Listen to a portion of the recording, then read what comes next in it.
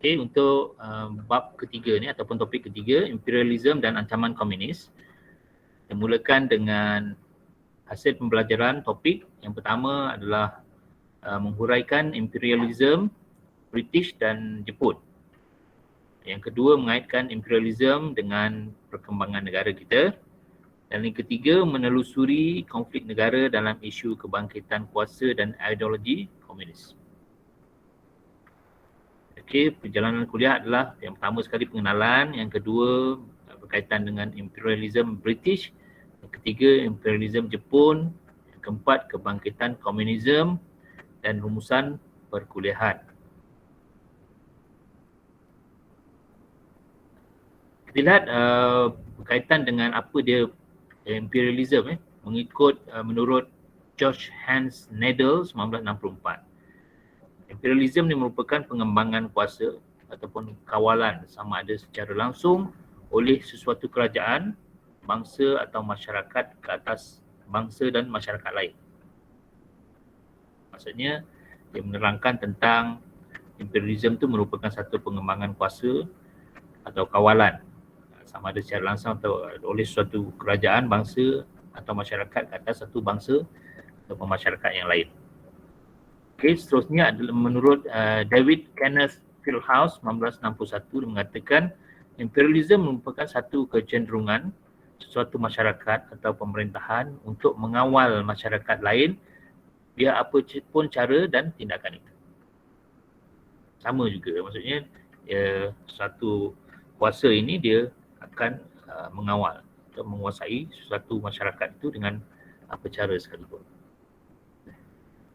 Webster's New World Dictionary mengatakan bahawa imperialism sebagai satu dasar atau amalan yang berhubung dengan penubuhan dan pemeliharaan sebuah empire melalui jalan penaklukan, penempatan, penguasaan ekonomi ataupun melalui politik. Dia lebih jelas dekat sini ya. Maksudnya dia melihat kepada cara dia yang tadi melalui apa cara sekalipun dia kata yang ini Webster's New World Dictionary pula menjelaskan lagi bahawa imperialism itu adalah satu yang berhubung dengan pemeliharaan, penubuhan, pemeliharaan sebuah empire melalui jalan penaklukan, penempatan, penguasaan ekonomi maupun melalui politik. Jadi rumusan definisi dia mengatakan bahawa imperialism merupakan suatu penguasaan ke atas wilayah asing dengan berbagai cara, kaedah, pendekatan kerana kepentingan tertentu. Apa cara sekalipun mereka akan menguasai suatu bidang tersebut ataupun suatu kerajaan yang lain. So, kita lihat dalam sejarah negara kita, sejarah tempat tinggal kita ni lah, kita telah melalui tempoh penjajahan atau imperialism ini sepanjang 446 tahun. Dimulai dengan kejatuhan Melaka pada 1511, 24 Ogos 1511. Portugis telah berada di tanah Melayu pada ketika itu sehingga tahun 1641, sepanjang 130 tahun. Kemudian diikuti oleh penjajahan oleh Belanda pula pada bermula 1641 sehingga 1824, sepanjang 183 tahun. Kemudian yang ketiga adalah penjajahan British daripada 1824 sehingga 1941, sepanjang 117 tahun. Kemudian diikuti oleh Jepun pula pada 1941 sehingga 1945, sekejap je 4 tahun. Kemudian diambil alih semula oleh British pada 1945 hingga 1957, sepanjang 12 tahun. Jadi 446 tahun negara kita ini sebenarnya kita tidak dapat memerintah secara mutlak sendirilah. Panjang, hampir setengah milenium kita telah dijajah oleh kuasa asing. Okey, kita lihat imperialism British. Kalau kita lihat empire taklukan British, dia merangkumi banyak negara. Banyak negara. Di antaranya di sebelah utara Amerika sebelah utara tu, iaitu Kanada, kemudian yang warna merah itulah. Di Amerika Selatan ada sedikit saja, kemudian di England dipanggil United Kingdom, dan negara jajahan takluk ni di Afrika banyak, di kawasan-kawasan Afrika Selatan, di kawasan belah timur Afrika tu kebanyakannya adalah jajahan takluk British. Tanah Semenanjung Arab juga ada sebahagian, kemudian Pakistan dan India, Bangladesh, Malaysia, termasuklah Singapura, dan juga Australia, Papua, sebahagian Papua New Guinea dan New Zealand. Itu dia empire taklukan British. Okay. Faktor apa yang menyebabkan mereka ini atau British ini datang ke timur, sebelah timur untuk apa? Mereka nak mengembangkan revolusi perindustrian di Eropah, jadi mereka tak cukup bahan mentah. Mereka kurang besi, mereka kurang tembaga, timah dan sebagainya. Jadi mereka perlukan bahan mentah yang mereka rasa banyak terdapat di kawasan-kawasan timur masuk di negara kita. Jadi antara lain adalah apabila negara ataupun tanah yang mereka hadir itu dianggap sebagai lemah. Dan mudah untuk mereka menceroboh. Dan akhirnya mudah untuk mereka menguasai kawasan itu. Termasuklah kemunduran kuasa Melayu pada tahun-tahun yang dinyatakan tadilah, terutamanya selepas daripada penjajahan Portugis, Belanda. Jadi British ni mengambil kesempatan untuk menguasai tanah Melayu mereka itu.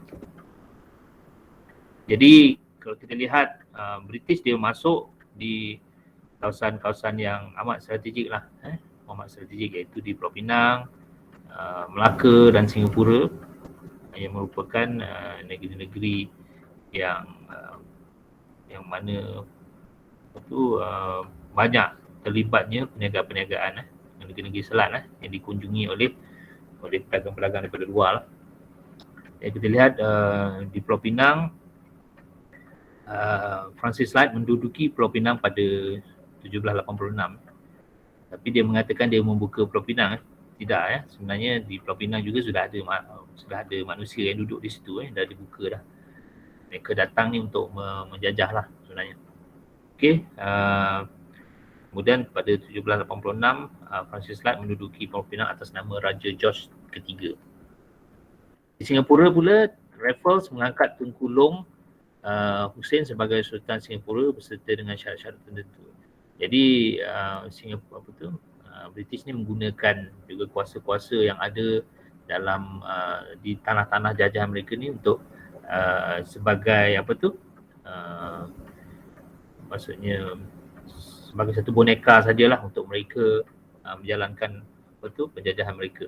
Dan pemerintahan mereka tu untuk dengan memberi sedikit habuan kepada pemerintah-pemerintah tempatan pada ketika itulah. Tapi dengan syarat lah, dengan beberapa syarat. Dasar campur tangan British adalah dasar rasmi British adalah tidak campur tangan dalam urusan negeri. Kemudian disebabkan keperluan perdagangan dan persaingan, British terpaksa campur tangan. Ini boleh kita lihat dalam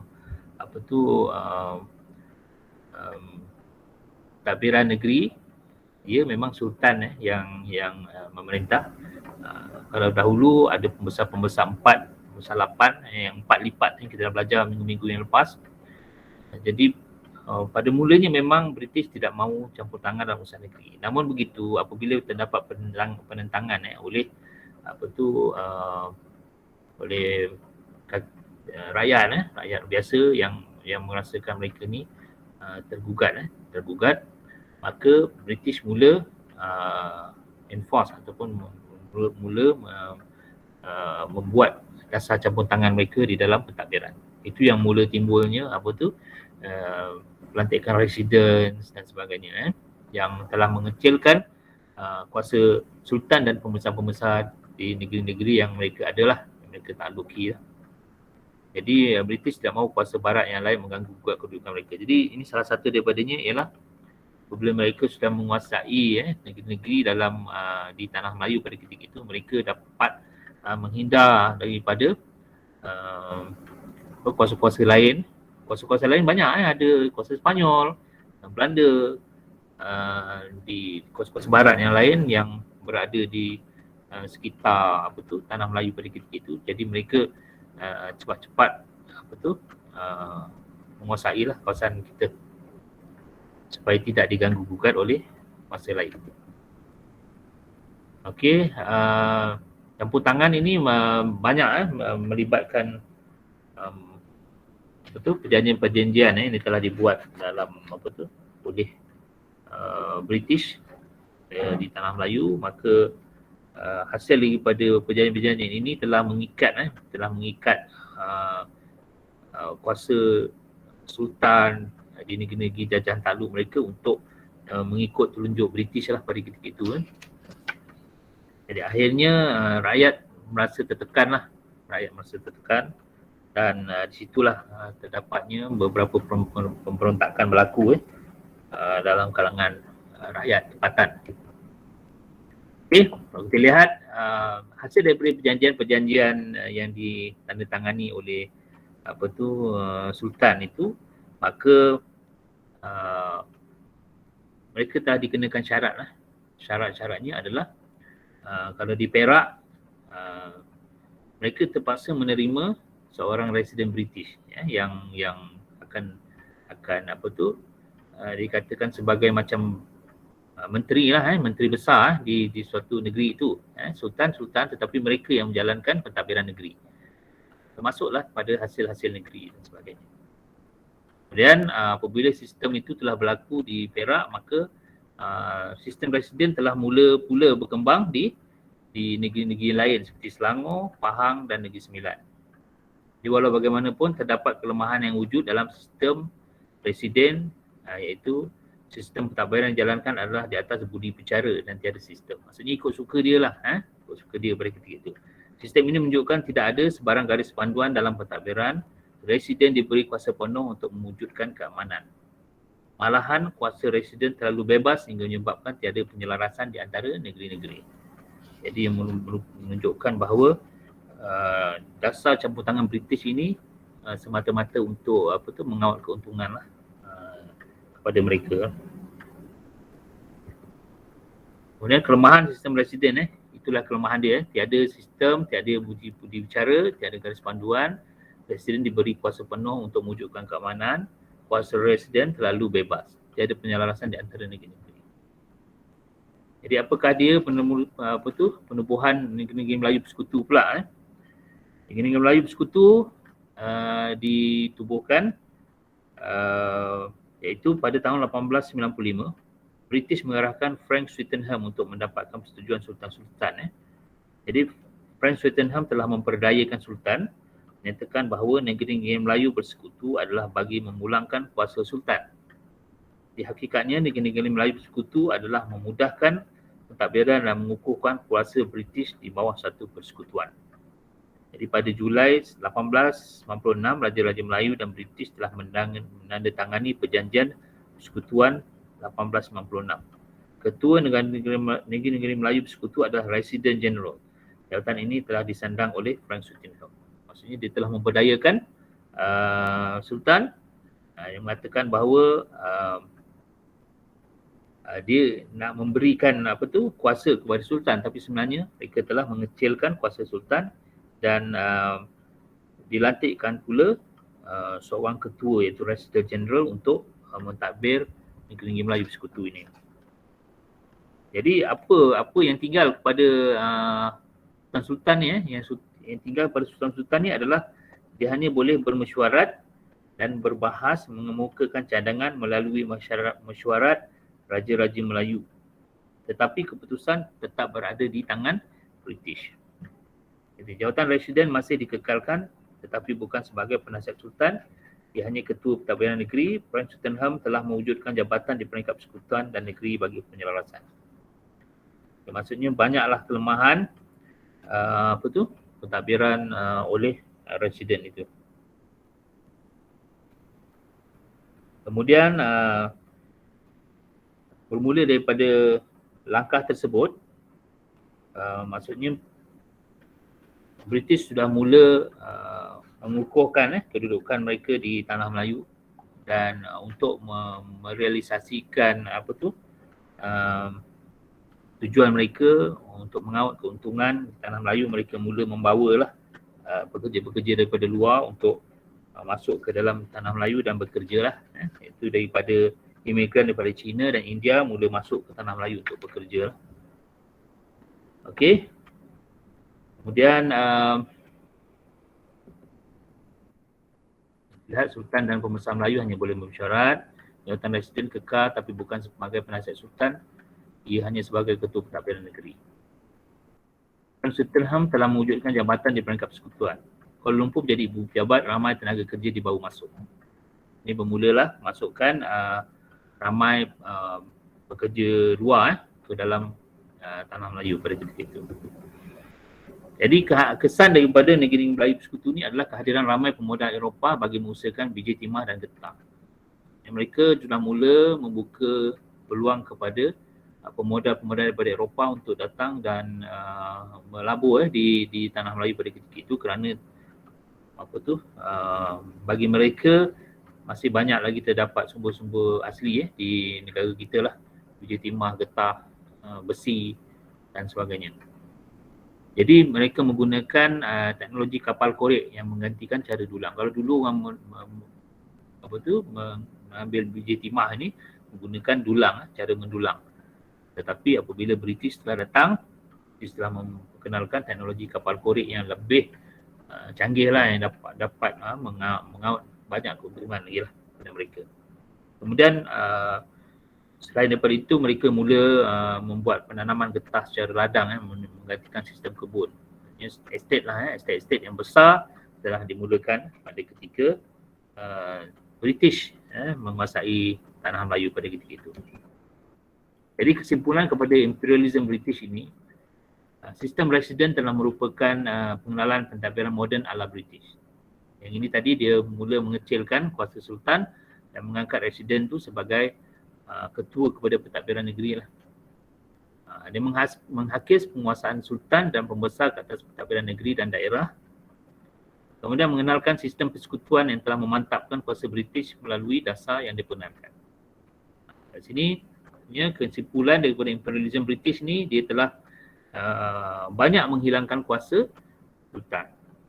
Dia telah mula menghakiskan penguasaan pembesar-pembesar di setiap negeri itu dan juga daerah. Maksudnya pembesar yang ada 4 lipat itu, daripada sultan kepada pembesar, kepada penghulu dan sebagainya itu sudah mula mengecil lah. Jadi sistem persekutuan telah memantapkan kuasa British melalui dasar yang diperkenalkan. British telah mula menguasai hampir keseluruhan tanah Melayu pada ketika itu. Menguasai bukan saja dan sistem pentadbiran, tetapi mereka menguasai juga hasil negeri ataupun negara pada ketika itu. Okey. Itulah apa yang berlaku sekarang ni. Apa yang terjadi pada hari ini adalah hasil daripada sejarah masa lepas lah.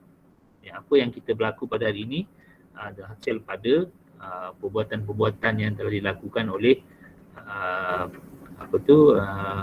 penjajah dan sebagainya. Tapi kita sekarang ni kita kena menerima hakikat bahawa kita sudah hidup di dalam negara Malaysia pada 2021 lah, hasil daripada sejarah yang lampau. Hasil daripada yang kalau kita lihat, hasil daripada pemerintahan kegemilangan Kesultanan Melayu Melaka, hasil daripada penjajahan oleh Portugis, daripada penjajahan Belanda, British, dan kita lihat pula apa yang berlaku apabila imperialism Jepun pula yang datang ke tanah Melayu pada ketika itu. Apa dia matlamat matlamat imperialism Jepun ni pula matlamat penjajahan kuasa Jepun di tanah Melayu adalah dengan mengetengahkan konsep Orde Baru Asia Timur Raya. Jadi tujuan pada matlamat tersebut adalah bagi menyediakan wilayah yang cukup serba-serbi dari segi keperluan bahan mentah. Okay. Kuasa imperialisme Jepun adalah berpusat di Jepun dengan keahlian dianggotai oleh China, Indochina, Manchuria. Manchuria ni kalau tak salah saya Korea lah sekarang ni. Thailand, Tanah Melayu, Borneo, Hindia Timur Belanda, Australia dan New Zealand. Itu dia punya perancangan besar oleh Jepun. Sangat besar dia punya hasrat dia untuk mewujudkan order baru Asia Timur Raya. Jadi Jepun dia disebabkan oleh negara dia nak memajukan negara dia, maka mereka memerlukan bahan mentah yang banyak lah. Jadi negara mereka dah sama juga macam di Eropah tadi, bahan mentah dah mula kurang dan mereka melihat kepada peluang-peluang untuk mendapatkan bahan mentah daripada negara-negara luar lah. Jadi dia memerlukan bahan mentah seperti biji timah, getah, petroleum sebagai input perindustrian. Jepun sudah menjadi negara perindustrian lama lagi dulu. Lama lah. Jadi pada masa yang sama, rakyat Tanah Melayu juga memerlukan kuasa luar yang boleh membantu membebaskan negara daripada cengkaman penjajahan British. Dalam sekitar penjajahan, keseluruhan penjajahan daripada penjajahan Portugis, Belanda, British, kalau kita ingat rakyat kita pada ketika itu senang, kita silap sebenarnya. Rakyat kita tak senang hidup. Maksudnya mereka sudah tidak bebas lagi mengamalkan sistem kebun macam dahulu. Mereka boleh bercocok tanam di rumah, mereka boleh buat apa saja mereka nak buat, mendirikan bangunan sekolah dan sebagainya. Tapi apabila imperialism ni masuk, terutamanya British, mereka telah mula menghakis sistem pentadbiran di Tanah Melayu pada ketika itu. Dia telah mencacatkan pembangunan masyarakat lah dalam bentuk tradisional seperti sebelum itu. Jadi mereka memerlukan satu kuasa lah, contohnya macam nak mengimbangi British tadi. British telah menguasai pentadbiran, menguasai hasil-hasil bumi, dan rakyat pada ketika itu memerlukan satu kuasa lah, kononnya boleh membantu mereka untuk menghalau British tadi. Jadi mereka memerlukan membebaskan negara ni kata daripada cengkaman British. Jadi orang Jepun ni pula pandai, dia maksudnya mulut manis tapi ada dia punya ada udang di sebalik batu lah maksudnya. Mereka telah berjaya mendarat di Tanah Melayu melalui Kelantan, Pantai Sabak, dan hanya dalam 70 hari Jepun telah berjaya ke selatan Tanah Melayu dengan kecekapan anggota perisikan dan bantuan orang tempatan. Kenapa orang tempatan bantu? Kerana orang tempatan anggap yang mereka perlu ada orang lain yang membantu mereka untuk menghalau British. Jadi mereka telah memberi sokongan kepada tentera Jepun ni tadi. Tentera Jepun dia jalan kaki je, naik basikal, dia bergerak menguasai satu negeri ke satu negeri di Tanah Melayu. Jadi pada 1942 British di Tanah Melayu telah menyerah kalah dengan Jepun. Maksud Jepun ni dengan anggota tentera dan perisikan yang hebat, mereka telah berjaya mengalahkan British di Tanah Melayu pada ketika itu. Dan akhirnya Tanah Melayu jatuh ke tangan penjajahan Jepun 1940. Jadi dasar pentadbiran dan kesan imperialisme Jepun ni apa dia? Kalau kita lihat gambar tu, mereka telah masuk dengan kereta kebal semua. Masuk kereta kebal, naik basikal, kapal laut. Mereka ada kapal perang yang hebat pada ketika itu. Jadi British masa di Tanah Melayu tu mungkin mereka tidak bersedia lah dengan peralatan-peralatan yang canggih, maka mereka pun tewas. Dan Jepun telah menguasai Tanah Melayu dengan bantuan juga orang tempatan yang bencikan British pada ketika itu. Okey. Lihat dia kronologi dia menguasai kiri dan kanan tu. Ada timur dan pantai barat mereka masuk. Hebat. Dan akhirnya British pun tewas dalam masa 70 hari saja. Dan itu propaganda Jepun. Mereka menggunakan tulisan Jawi pula. Mereka menggunakan propaganda untuk mengelirukan masyarakat, terutamanya orang Melayu, untuk menentang British pada ketika itu dan memberi peluang kepada mereka untuk menjajah. Dia kata situ poster propaganda ada tulis Allahu Akbar, peliharalah kami oleh tentera Jepun dari penjajahan barat. Jadi orang rakyat masa itu terpengaruhlah dengan ideologi dan propaganda Jepun. Dan akhirnya mereka berjaya. Dan apa dia yang berlaku apabila Jepun ni sudah menguasai tanah Melayu pada ketika itu. Jadi kita tengok apakah dasar pemerintahan dia, dasar pentadbiran Jepun ini. Jepun telah memberi pengiktirafan kepada hak-hak Raja Melayu dengan tujuan agar orang Melayu tidak memberontak. Kalau macam British tadi menghakis kuasa sultan. Jadi memang rakyat ni kan dia, kalau kita lihat pada yang pertama sekali dia ada dipanggil daulat.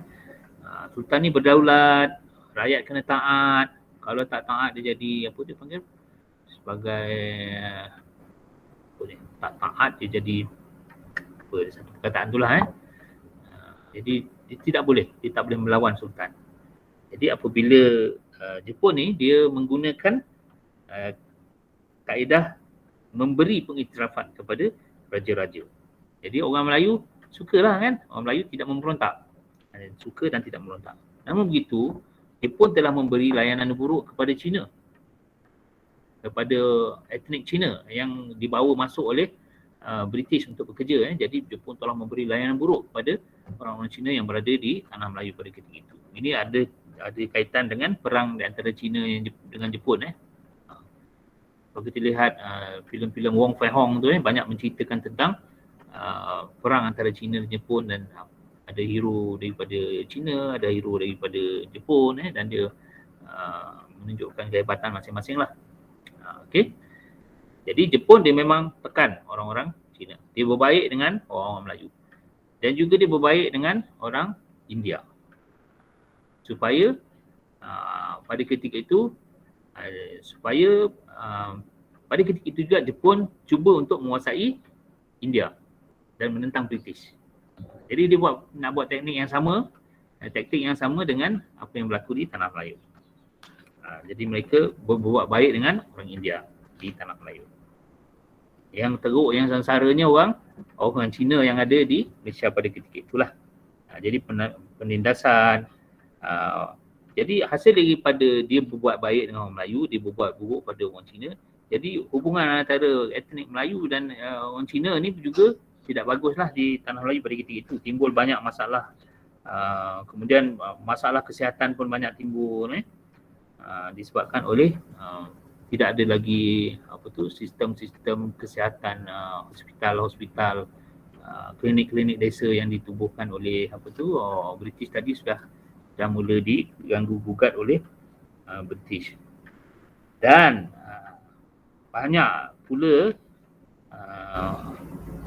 dipanggil sebagai buruh paksa. Buruh paksa yang digunakan untuk membina landasan kereta api maut daripada di Thailand dan Burma pada ketika itulah. Dan landasan kereta api Thailand Burma dibina dalam tempoh yang agak singkat. Seramai 60,000 orang tahanan perang dan 200,000 orang buruh kasar telah dipaksa untuk membina landasan ini. Termasuklah rakyat-rakyat di tanah Melayu juga. Okey, kemudian pada 1943 Jepun telah memberi pula menyerahkan Kedah, Perlis dan Kelantan, Terengganu kepada Thailand. Mereka bukan hanya menjajah, tetapi mereka sudah mula ada perjanjian pula dengan kerajaan Siam pada ketika itu.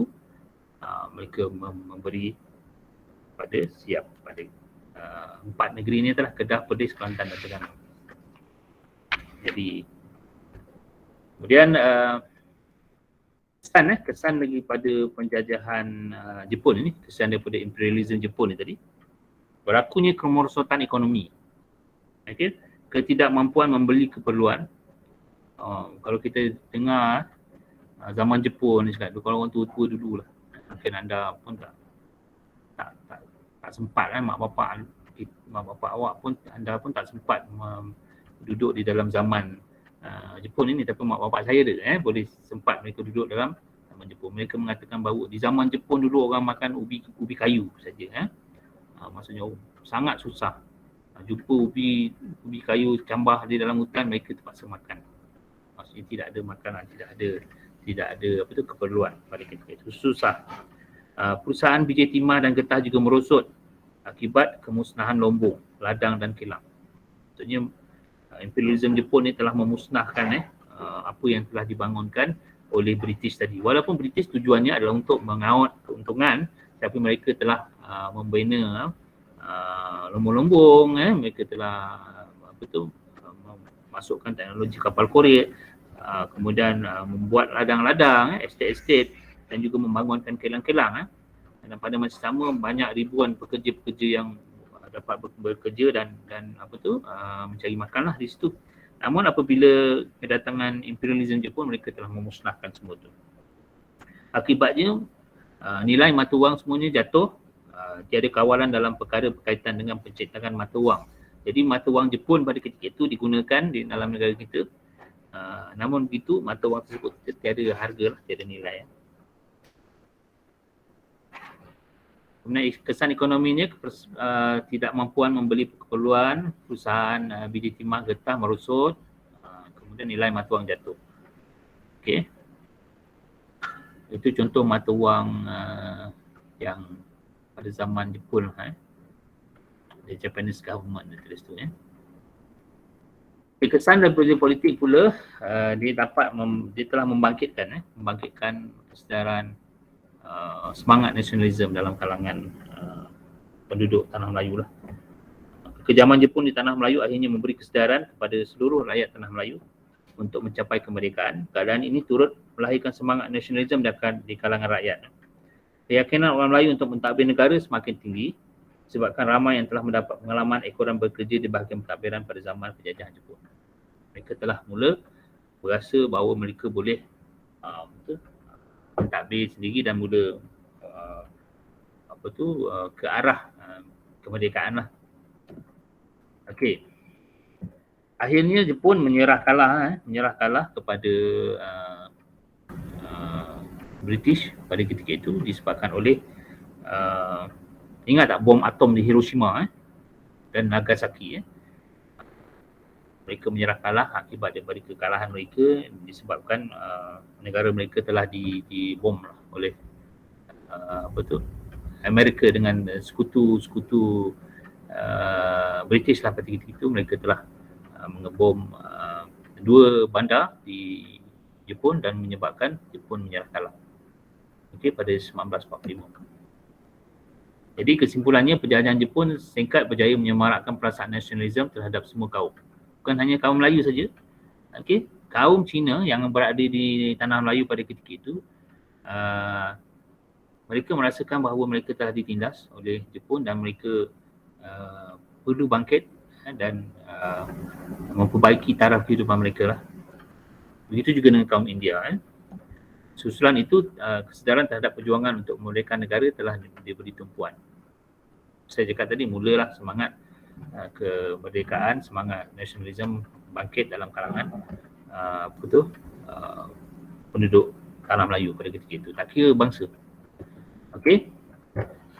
Namun begitu, ada pula yang mengambil kesempatan selepas daripada kekalahan Jepun dan British mengambil alih, tetapi timbul pula satu fahaman, iaitu fahaman komunis. Fahaman komunis ni bermula pada 1925 yang menular melalui cawangan Parti Kuomintang KMT yang mempunyai hubungan langsung dengan komunis di China. Jadi di Tanah Melayu pun sudah ada mula gerakan-gerakan fahaman komunis ini bermula daripada 1925. Jadi pada 1930 Parti Komunis Melaya PKM ditubuhkan di Tanah Melayu. Tujuan utama pengaruh komunis di Tanah Melayu adalah untuk mengambil alih pemerintahan negara dan untuk berkuasa dan menubuhkan sebuah negara republik. Jadi ideologi komunis ini sebenarnya hasil daripada ni Parti Kuomintang ni tadi pada 1925 yang ada hubungan langsung dengan komunis di tanah besar lah, China. Jadi pahaman komunis ini tidak mengakui kewujudan Tuhan dan malahan lebih dominan dengan modus operandi secara kekerasan dan kezaliman. Jadi sangat hebatlah. Jadi mereka menyebarkan fahaman komunis di tanah Melayu ni dalam kalangan orang-orang Cina dan kesatuan sekerja melalui kesatuan sekerja. Contohnya yang bekerja di lombong-lombong dia ada kesatuan sekerjanya, yang bekerja di kilang-kilang dia ada kesatuannya. Mereka menggunakan kesatuan ini untuk menyebarkan dakwah komunis. Jadi dalam kalangan orang Melayu pula fahaman komunis disebarkan melalui Parti Komunis Indonesia pada ketika itu. Namun begitu orang Melayu tidak berminat dengan fahaman komunis kerana fahaman itu jelas bertentangan dengan ajaran agama Islam lah. Kerana fahaman komunis ini tidak mengakui kewujudan Tuhan. Okay. Jadi pada selepas penubuhan 1930 ramailah yang menyertai komunis ini telah dilatih dan dimasukkan di dalam kesatuan sekerja. Dia cuba menyusup fahaman komunis ini melalui kesatuan sekerja. Dia mula melakukan aktiviti-aktiviti seperti mogok, the boycott, sabotaj dan demonstrasi di dalam kesatuan sekerja tersebut. Jadi dia mempengaruhi kaum buruh di limbungan kapal, perombong biji, pekerja kereta api, pekerja ladang dan kilang untuk melakukan mogok. Dan mereka cuba untuk melumpuhkan ekonomi lah melalui cara ini tadi. Okey. Dia mendapat sokongan daripada orang Cina berbanding Melayu dan India. Jadi pada 1948-1960 berlaku darurat di tanah Melayu lah, di mana Parti Komunis Melayu mengambil kesempatan atas kemerosotan ekonomi di tanah Melayu sejurus selepas British mengambil alih tanah Melayu dari kuasa Jepun. Kita kena ingat British mengambil alih daripada Jepun ni bukan melalui peperangan. Sebab apa? Jepun menyerah kalah disebabkan oleh negara mereka telah dibom lah. Maka mereka menyerah kalah. Mereka bukan kalah dari segi ketenteraan. Jadi pada ketika itu British masih lagi berada dalam keadaan yang lemah kerana mereka baru saja mengambil alih daripada Jepun. Maka pertahanan mereka tak berkuat. Jadi PKM mengambil kesempatan untuk menghasut rakyat melalui macam tadi itulah mogok dan sebagainya, keganasan rusuhan dan sebagainya. PKM berusaha mengganggu perkembangan ekonomi kehidupan seharian penduduk tanah Melayu. PKM juga berusaha untuk mengambil alih tanah Melayu dan Singapura melalui kekerasan. Sebanyak 300 pemogokan berlaku adalah dipengaruhi oleh Parti Komunis Melayu di tanah Melayu dan Singapura dari tahun 1946 hingga 1947. Jadi bagaimanakah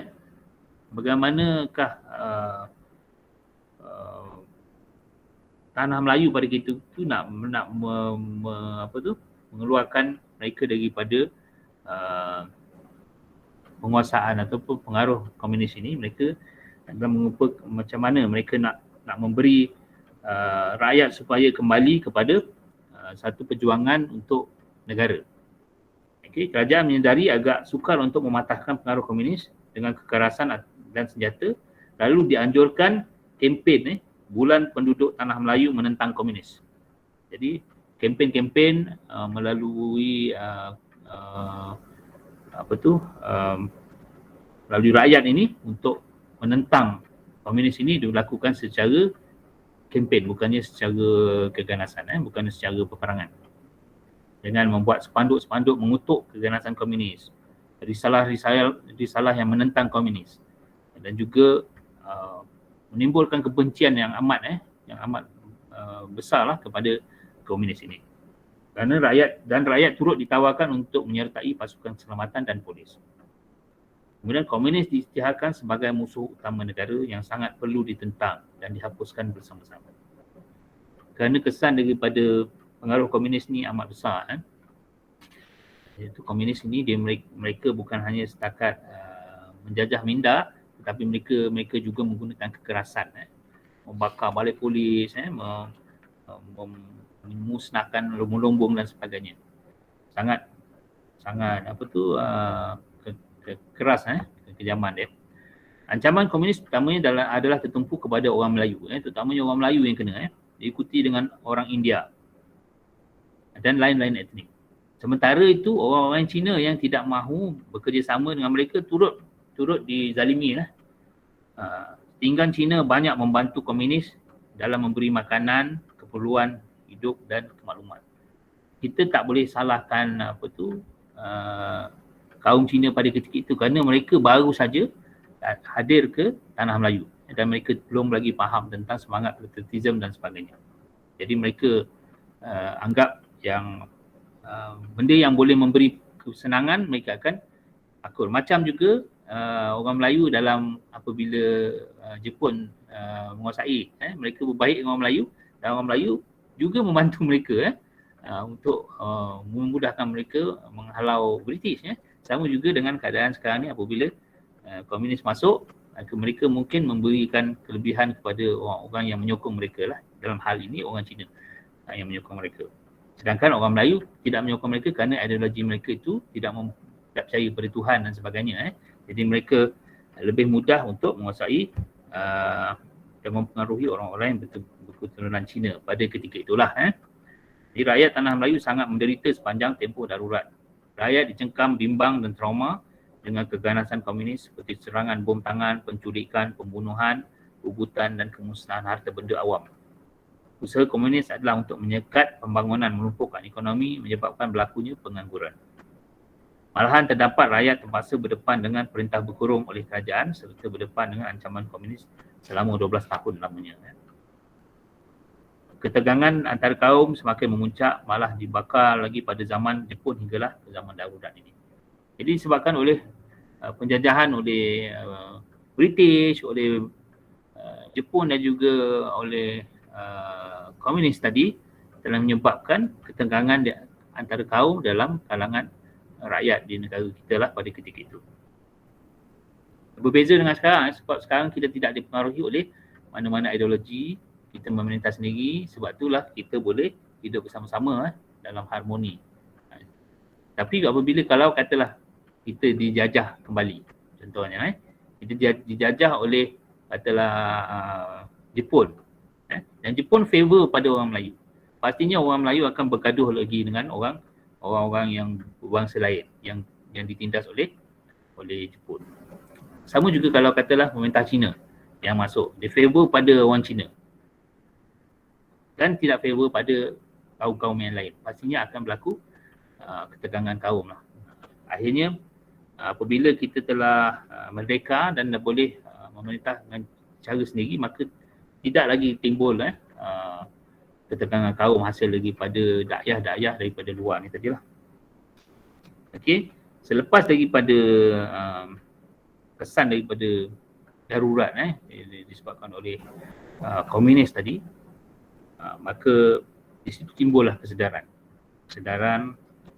dalam semua kaum, bukan kaum Melayu saja, Melayu, India, Cina dan juga etnik telah mula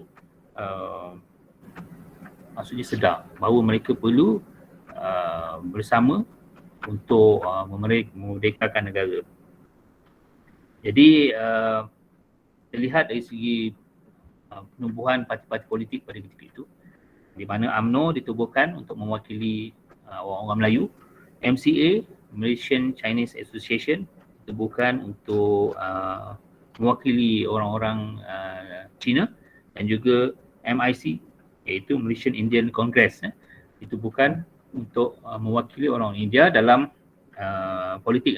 Maka ketiga-tiga parti ni tadi disebut sebagai perikatan, adalah satu medium untuk menyatu padukan semula kaum di negara kita pada masa itulah. Kesepaduan cuba dibangunkan secara sosial, pendidikan dan ekonomi. Antara usaha pendidikan adalah dengan menyediakan pendidikan rendah percuma untuk semua bangsa dan agama. Segala dasar pendidikan digubal ke arah penyatuan semua kaum. Pesan darurat 1948 hingga 1960 kepada negara sangat besar kerana melibatkan kesedaran ke arah kesepaduan bangsa di tanah Melayu. Ada hikmah dia. Hikmah daripada penjajahan ni tadi, dia dapat menyatu padukan bangsa lah. Jadi usaha kerajaan untuk menangani komunis melibatkan kos yang sangat tinggi kerana kerugian di dalam tempoh 12 tahun.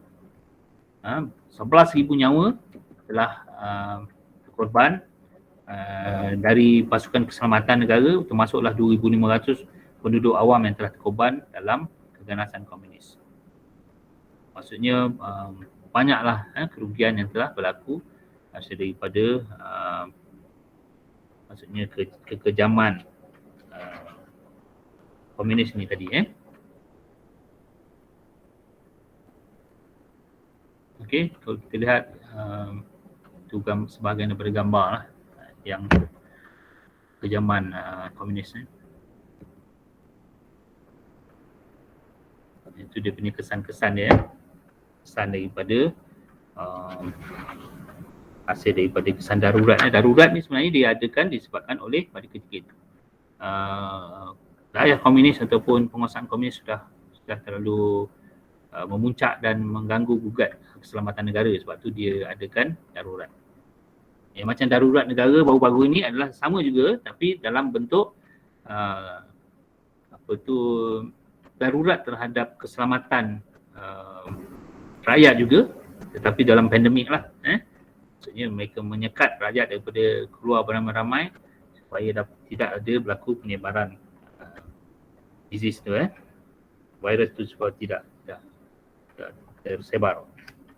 Maka dalam hal komunis ini, darurat itu betul-betul darurat di mana orang-orang duduk di rumah, perintah berkurung dia panggil, duduk di rumah tak boleh keluar daripada pukul berapa sampai pukul berapa. Jadi makanan-makanan akan dihantar ke rumah. Yang tak ada makanan pun juga akan dibantu. Maka orang-orang macam yang disyaki menjadi tali barut komunis ini akan ditahan, ditangkap dan sebagainya. Tapi kalau kita lihat penentangan komunis pada negara pada ketika itu dia sangat dahsyat, sehingga kan kalau kita lihat peristiwa Bukit Kepong, berapa ramai polis telah terkorban mempertahankan balai polis tersebut, dan balai polis tersebut akhirnya gugur, dibakar oleh komunis, dan ramailah polis-polis yang telah mati akibat dibunuh oleh komunis. Di sini pesan dia ini serangan Bukit Kepong, saya cakap tadi lah, ini semuanya yang telah mati nampak tu kena bakar dan sebagainya. Okey. Kita lihat daripada rumusan kuliahan kita pada hari ini adalah yang pertama, penjajahan British menyebabkan sistem tradisional di tanah Melayu menjadi terakis. Dan kita sebut tadi, kuasa sultan sudah mula mengurang disebabkan oleh pemerintahan British yang telah mengamalkan sistem resident. Kemudian penjajahan Jepun telah meluapkan semangat patriotisme untuk menuntut kemerdekaan. Apabila Jepun ini telah mula menekan rakyat, maka rakyat telah mula sedar bahawa mereka perlu berbuat sesuatu untuk memerdekakan negara, bukan hanya dalam kalangan orang Melayu tetapi juga dalam kalangan semua kaum yang berada di tanah Melayu pada ketika itu. Jadi usaha penaklukan oleh Parti Komunis Melaya menyebabkan rakyat menjadi mangsa dan pembangunan negara menjadi lemah.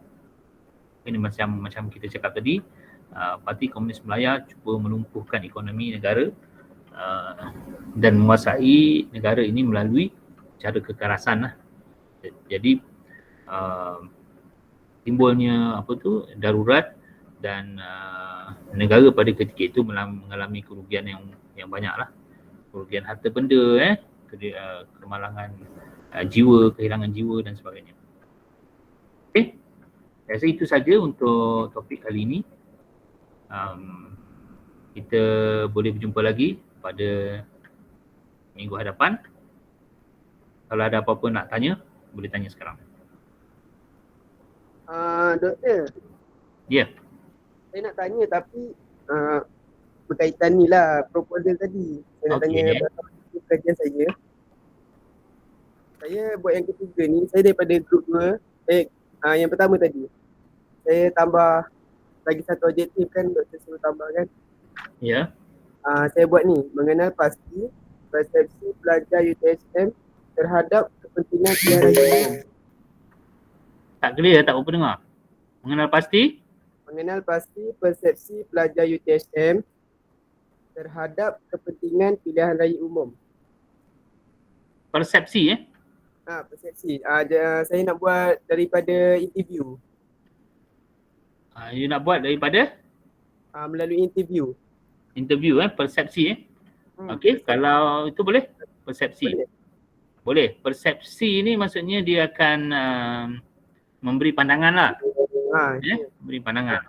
Okey, jadi kamu punya soalan tu memang boleh dapat lah berapa peratus yang berpersepsi begini, berapa peratus yang berpersepsi begitu kan?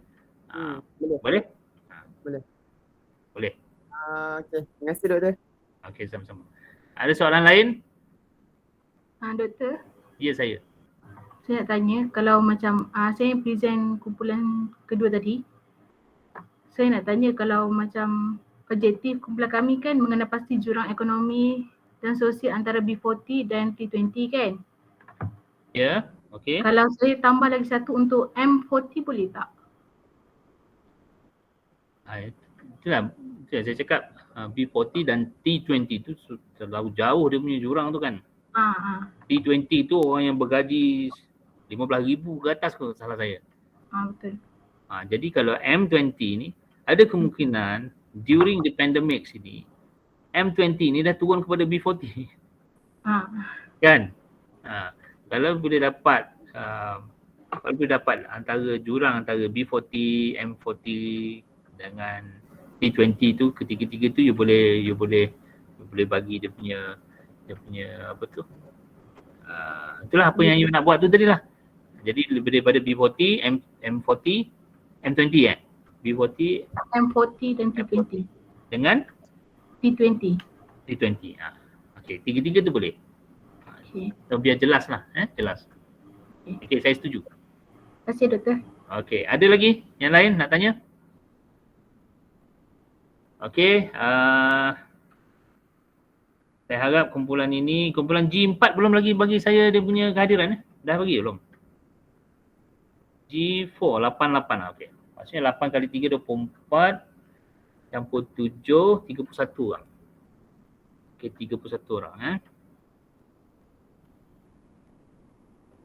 Grup 3, 7 orang. Okey. Yang lain semua 8 orang. Grup 3, 7 orang. Okey. Okey, lagi soalan? Ada soalan lagi? Untuk lecture ni ke? Nak faham ke apa? Kalau nak faham lagi baca baca banyak-banyak baca. Sebab apa kita risaukan soalan-soalan tu nanti takut very detail soalan dia nanti kamu tak faham. Tolong baca. Kalau ada buku perlu beli buku ke, kalau ada dapat salinan daripada mana-mana pun kamu boleh buat rujukan. Okey? Dan dah mulalah buat kajian tersebut yang saya dah persetujui tadi proposal tu. Proposal yang dah dibaiki tadi tolong upload ke author proposal dan juga bolehlah mula buat kajian. Selepas buat kajian dah dapat dia punya details data-data dan semua, kamu boleh buat analisis dan mulalah menulis laporan tersebut lah. Laporan tersebut menggunakan format UTHM. Saya rasa saya dah sharekan format tu. Kalau belum share nanti saya share lagi dalam group. Okay, untuk kamu follow lah secara betul. Ada soalan lagi tak? Ada lagi. Saya nak tanya. Objektif tadi kan doktor cakap saya punya lebih kurang. Tapi saya dah buat asing dan saya dah tulis kajian tu dalam bentuk carta. Kira 2 tu saya dah asingkan. Tapi okey, boleh. Saya terima lah. Tambah satu lagi. Gitu boleh? Boleh. Dua-dua yang kamu dah buat tu, kamu boleh teruskan lah. Satu yang tadi apa? Kefahaman, yang satu lagi kesedaran kan. Boleh kalau kamu ada justifikasi untuk asingkan kedua tu, saya okey je. Cuma tambah satu lagi. Saya tambah yang Tambah ni. satu lagi. Okey? Okey, baik Datuk. Alright. Ada lagi apa soalan? Yang lain tak ada masalah semua? Kalau tak ada masalah, cukuplah untuk hari ni. Jadi saya ucapkan terima kasih, tahniah kepada semua yang telah bangunkan proposal. Kamu dah bolehlah mulakan kajian dan boleh buat kamu punya sampel dan sebagainya. Dan nantilah tunggulah pengumuman daripada saya bila tarikh yang akan saya nak tengok dia punya proposal, nak tengok dia punya laporan tu. Saya rasa minggu ke, tengok balik dalam apa tu panduan tugasan tu minggu ke berapa. Tapi albeit a bit apa tu fleksibel lah bagi saya. Saya tak terlalu rigid sangat lah. Mungkin minggu ke-9, 10, minggu pembentangan mungkin minggu ke-12. Tengok daripada kamu punya panduan tugasan tu. Okey? Saya rasa itu saja. Kalau tak ada apa-apa, saya ucapkan terima kasih kepada semua hadir. Saya harap semua berada dalam keadaan yang sihat lah. Kemudian dengar ceritanya kalau dah ada mula fizikal pada minggu ke-8, minggu ke-9 ke begitu, nanti kita akan maklumkan lah. Maksudnya yang mana ada di universiti ni, yang dah hadir di universiti ni mungkin akan dihybridkan lah dengan kamu yang ada di rumah. Itu cara macam mana tu kita akan maklumkan lah. Okay, saya rasa itu saja. Terima kasih dan selamat sejahtera semua. Jumpa lagi minggu depan. Assalamualaikum warahmatullahi wabarakatuh. Terima kasih.